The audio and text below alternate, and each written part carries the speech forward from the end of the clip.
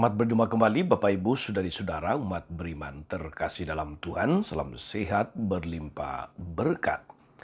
Hari ini hari Kamis tanggal 14 September 2023. Gereja merayakan pesta salib suci. Pesta salib suci saudara-saudari dihubungkan atau dikaitkan dengan penemuan salib Yesus oleh Santa Helena, ibu dari Santo Konstantinus, yang dalam pesiarahannya ke Yerusalem pada tahun 326 menemukan salib yang digunakan untuk penyaliban Kristus.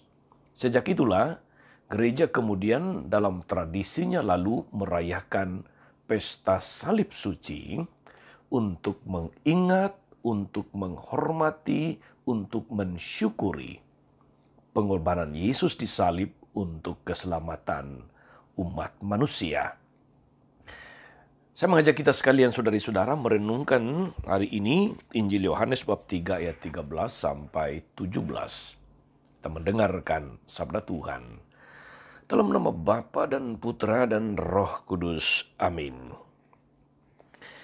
Dalam percakapannya dengan Nikodemus, Yesus berkata, "Tak ada seorang pun yang telah naik ke sorga selain Dia yang telah turun dari surga, yaitu Anak Manusia.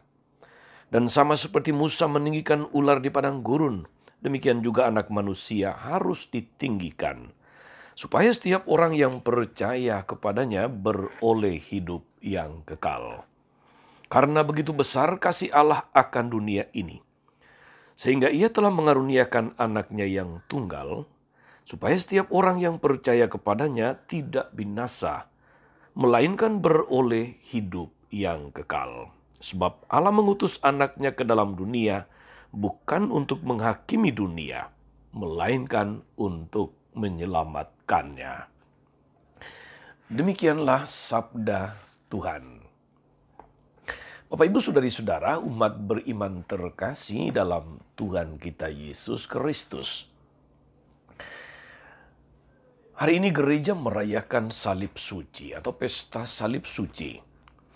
Salib seringkali dikonotasikan dengan, katakanlah itu persoalan hidup, pergumulan, sakit yang berkepanjangan, kegagalan, perasaan bahwa dikorbankan, dan sebagainya. Intinya apapun yang menimpa kita yang tidak ingin kita alami, tapi harus kita jalani dengan penuh ketulusan, kita maknai sebagai salib hidup kita, penderitaan yang berkepanjangan misalnya.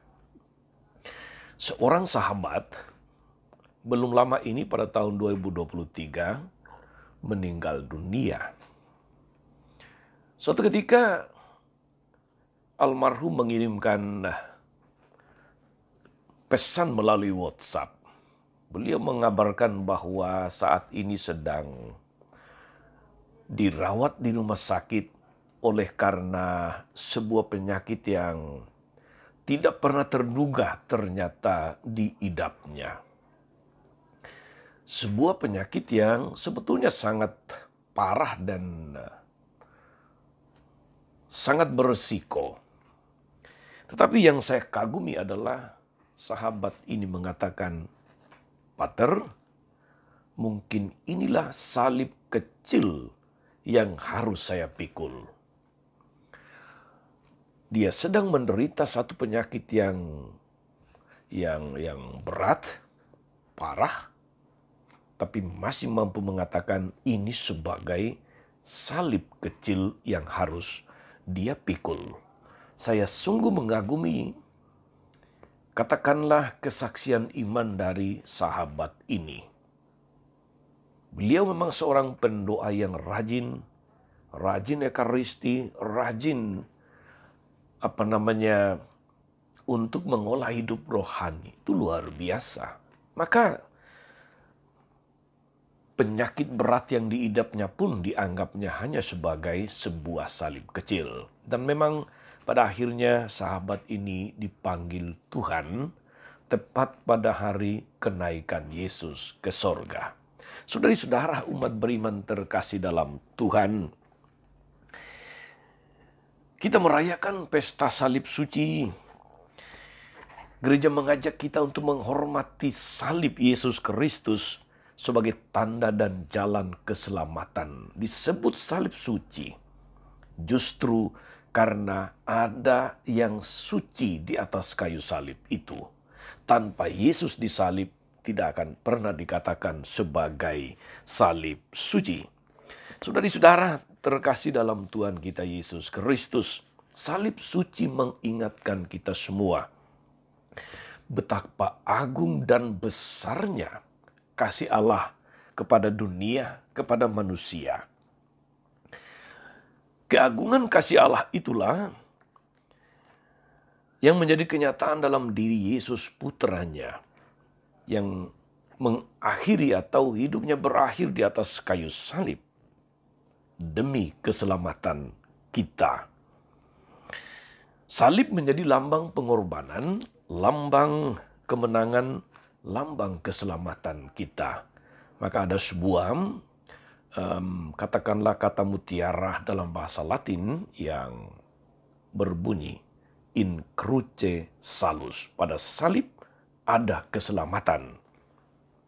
Saudara-saudari, kita dipanggil untuk mengikuti Yesus di jalan salibnya menuju kemuliaan dan kebahagiaan. Kalau kita menyimak aneka peristiwa hidup harian, salib sebagai lambang korban selalu muncul dalam aneka pengalaman, dalam aneka bentuk. Seperti yang saya katakan tadi, sakit, kegagalan, penindasan, percekcokan, perpisahan barangkali, pergumulan hidup yang berat, perselisihan dan sebagainya. Yang seakan-akan menjarah atau merenggut kebahagiaan hidup kita.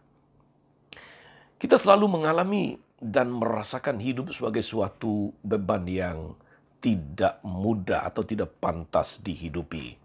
Maka merayakan salib suci hari ini, saudari-saudara, mari kita memandang salib Kristus dan salib-salib hidup kita dalam kacamata iman, seperti seorang sahabat tadi yang mengatakan bahwa sakit yang diidapnya saat ini, penyakit yang sedang dilawannya adalah salib kecilnya yang diizinkan Tuhan untuk dialaminya. Kita membaca, kita menyikapi semua persoalan pergumulan hidup kita sebagai salib-salib yang harus kita pikul dengan setia, sehingga pada akhirnya kita pun boleh ambil bagian dalam kebahagiaan bersama Yesus yang tidak menghindari salib.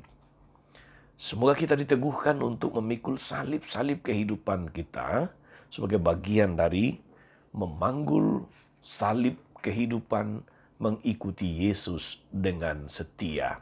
Dia yang merelakan hidupnya di atas kayu salib untuk menyelamatkan kita. Tuhan Yesus memberkati. Amin. Tuhan Yesus Kristus, kami bersyukur atas kasih-Mu yang luar biasa, yang Kau nyatakan dalam kesediaan-Mu untuk memikul salib, wafat di atas kayu salib untuk keselamatan kami. Semoga kami pun diteguhkan, bukan hanya untuk menikmati buah salib, tetapi juga untuk dengan setia memanggul salib-salib kehidupan kami dengan konsisten dan konsekuen berjalan mengikuti Engkau. Terpujilah nama-Mu, Tuhan yang tersalib sepanjang segala masa. Amin. Saudari-saudara sekalian, berkat Allah turun atas saudari-saudara. Atas mereka yang kita doakan atau kita janjikan doa, mereka yang sakit dan menderita, segala rencana, karya dan pelayanan hari ini Bapa dan Putra dan Roh Kudus. Amin. Tetap sehat dan teruslah menjadi berkat. Jangan lupa like, subscribe, nyalakan lonceng notifikasinya. Salam 52. Tuhan memberkati.